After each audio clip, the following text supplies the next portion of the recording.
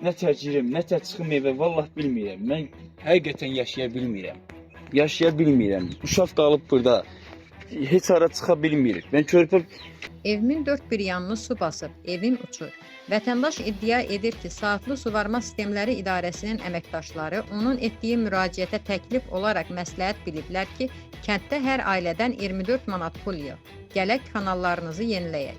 Saatlı rayon Məcərli kənd sakini Mirzəliyev Amil Qaraloğlu Media TV Azmedia qrupuna müraciət edərək iddia edir ki, ondan Saatlı Suvarma Sistemləri İdarəsi pul istəyib.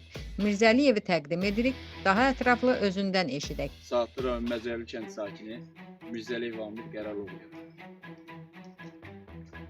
Bir aydır mənim evimin vəziyyəti bu vəziyyətdə. 2 uşaq, ailəm, özüm yenə bu kərpicdanda yaşayır.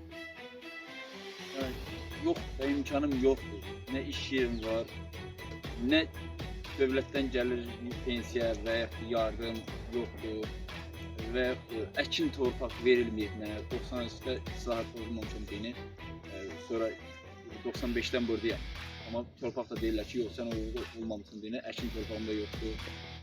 Ümumiyyətlə yaşayanacaq heç bir şey yoxdur. Fəhləliklə bu vəziyyətdə mən yaşayıram. Biraz yaxına gəl. Bu vəziyyətdə mən bu zülmlə yaşayıb uşaqlara baxıram. Bu zülmdən də bunu tikmişəm. Bu da bu vəziyyətdə. Kanallarımızın vəziyyətinə görə. Buradan göstərim sizə daha aydındır.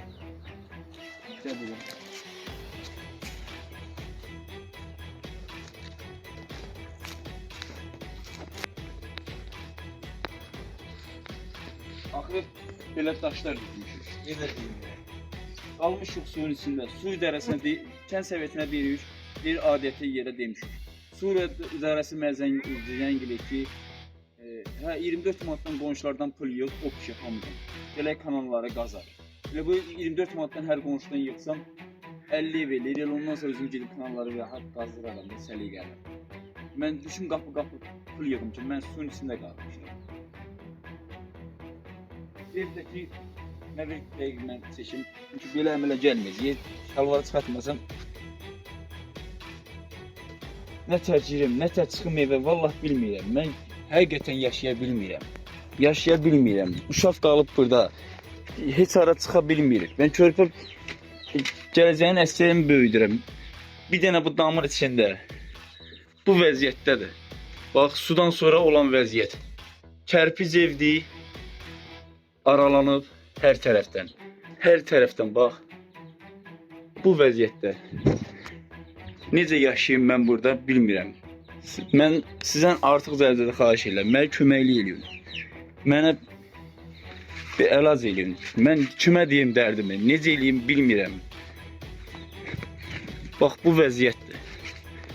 Ev qalıb bütün suyun içində. Mən valla suyun içində hər dəfə beləncə gedib toyuqcə, bax bu vəziyyətdə mən toyuqcə açıram.